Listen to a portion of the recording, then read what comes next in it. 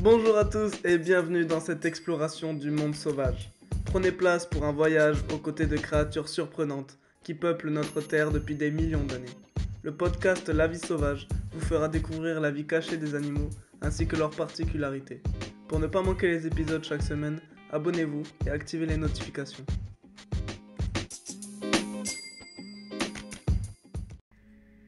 Bienvenue dans un nouvel épisode de notre podcast dédié à la faune fascinante de notre planète. Je suis ravi de vous présenter aujourd'hui un petit félin unique, le manule, également connu sous le nom de chat de Pallas, en hommage au zoologue Peter Simon Pallas, qui l'a décrit en 1776. Le manule, dit Autocolopus manule, est un félin aux particularités étonnantes. Son nom scientifique signifie félin aux oreilles coupées en mongol, en référence à ses petites oreilles. Le manule est souvent considéré comme l'une des espèces de félins les plus anciennes, avec des caractéristiques morphologiques qui n'ont que peu évolué depuis des millénaires. Cela en fait un véritable fossile vivant, offrant un aperçu précieux de l'histoire évolutive des félins. Ce chat sauvage a des capacités incroyables pour survivre dans les conditions extrêmes des steppes et massifs rocheux d'Asie. Allant parfois jusqu'à des altitudes de 5000 mètres, il peut résister à des températures aussi basses que moins 50 degrés grâce à sa fourrure épaisse. Cependant, le manule n'est pas bien équipé pour se mouvoir dans la neige trop épaisse. Lorsqu'il mâche dans la neige peu profonde, ses pattes se refroidissent rapidement. Il doit secouer fréquemment ses pattes pour réchauffer le sang, ce qui est peut-être mignon mais parfois perturbant lorsqu'il chasse en essayant de rester discret. Le manule est principalement réparti en Asie, du nord de la Chine à l'Iran, en passant par le Kazakhstan, le Pakistan, la Russie, la Mongolie et encore le Népal. Il ressemble à un gros chat qu'il vaut mieux ne pas énerver, mesurant environ 30 cm de haut, 50 cm de long et pesant en moyenne 5 kg. Les oreilles petites du manule sont conçues pour minimiser la perte de chaleur, tandis que ses longues vibrisses l'aident à percevoir son environnement. Il possède également une troisième paupière pour se protéger du vent et des tempêtes de sable. Ce félin est très territorial, ce qui rend son étude difficile. Son territoire ne s'étend pourtant généralement que sur 1 km² autour de sa tanière. C'est le félin avec le plus petit territoire sous sa garde.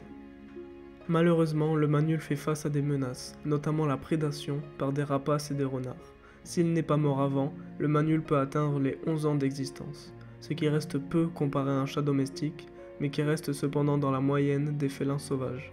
Comme tous les félins, le manule est carnivore et se nourrit principalement de pikas, de marmottes et de campagnols.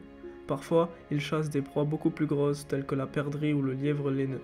Ses courtes pattes et son corps trapu sont parfaitement adaptés à la chasse dans les espaces rocheux.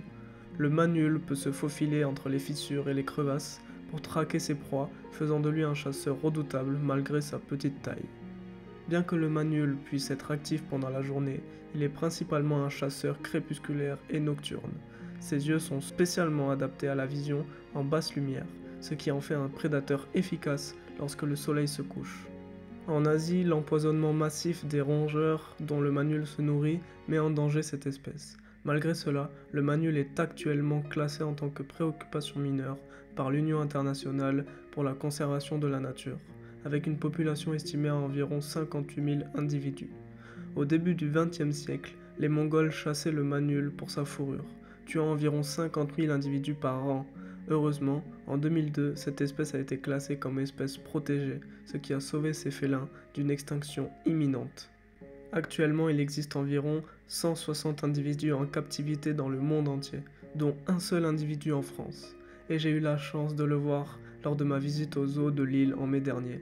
Il était très beau, mais malheureusement sa cage était beaucoup trop petite pour être un environnement suffisamment important pour lui. Le manule est un exemple parfait pour la richesse de notre biodiversité. Il y a encore une quarantaine de félins fascinants que j'ai hâte de vous faire découvrir au cours des prochains épisodes. Pour finir, une petite anecdote intéressante. Le manule ne miaule pas, mais il utilise des cris et des grognements similaires à ceux des chats domestiques. Il peut également souffler quand il se sent menacé. C'est un félin mystérieux et unique qui mérite notre protection et notre admiration. Merci de nous avoir rejoints pour cette exploration du monde sauvage et à bientôt pour un nouvel épisode passionnant. Jusque-là, portez-vous bien.